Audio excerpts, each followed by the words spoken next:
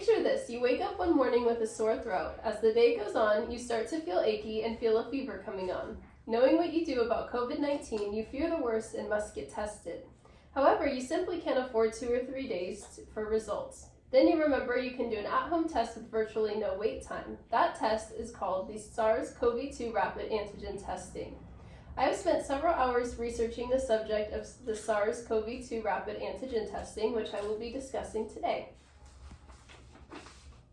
The SARS-CoV-2 rapid antigen testing is something everyone should know about. It is crucial to use this resource when it's available in order to prevent exposure and to help curb community spread.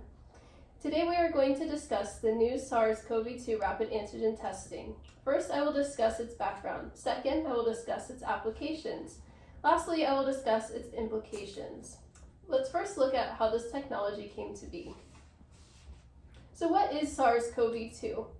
According to the National Cancer Institute on the website cancer.gov, the definition of SARS-CoV-2 is a single-stranded RNA virus of the family Coronaviridae that is transmitted through droplets. COVID-19 is caused by SARS-CoV-2 and includes a range of symptoms from mild to severe. So how does rapid testing work? According to the article Rapid Testing on the website idsociety.org, rapid antigen testing tests detect the presence of viral proteins using methods commonly referred to as lateral flow assays.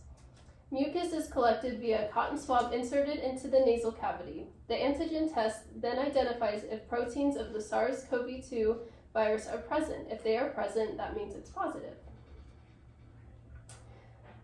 There are some differences between PCR lab testing and rapid antigen testing. The article, What's the Difference Between COVID-19 Rapid and PCR Tests on the website memorialhealthcare.org, published on November 9, 2020, states that PCR lab tests detect RNA specific to the virus and within days of infection. However, results can take 2 to 3 days. Rapid testing detects protein fragments specific to the virus and results can be seen in as little as 15 minutes. Now we will discuss the main uses of this technology.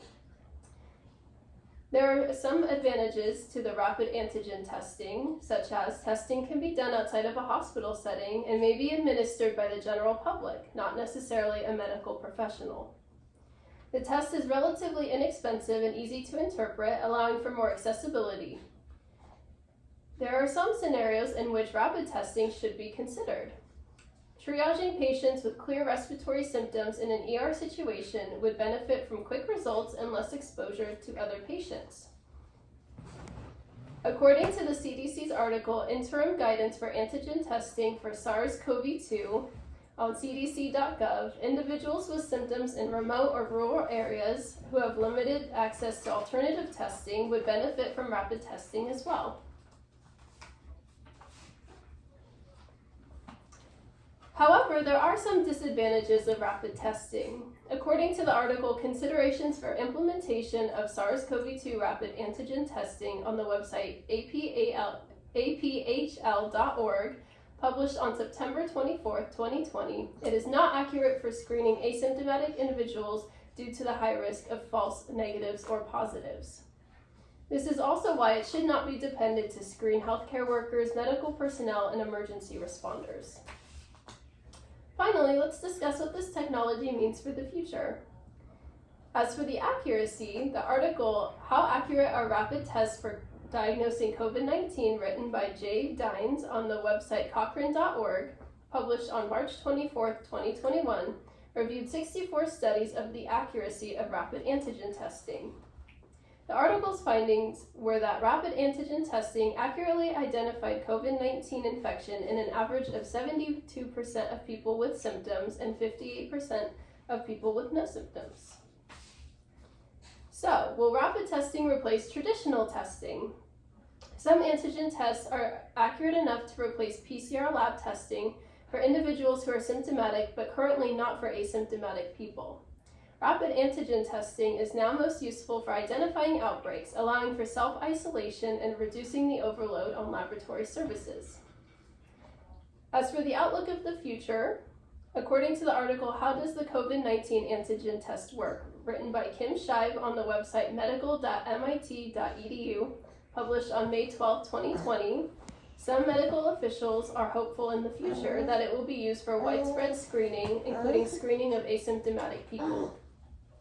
If rapid testing for COVID-19 continues to be readily available and shows good data over time, it is likely to be used the same way that we use rapid flu or strep tests. In conclusion, although there are some downsides to the SARS-CoV-2 rapid antigen testing, such as the accuracy for asymptomatic people, there are many benefits that will surely continue to be improved in the nearby future. Today I discussed the SARS-CoV-2 rapid antigen testing's background. I talked about its main uses, and finally I talked about its implications. As we are experiencing our second year of a global pandemic, we all know how important it is to stop the spread and get tested regularly. No longer do we have to worry about waiting around for days to get results, isolating ourselves just in case. We can test ourselves quicker and more regularly thanks to the SARS-CoV-2 rapid antigen testing. This is crucial technology that will help us curb our spread through our communities and hopefully one day the world.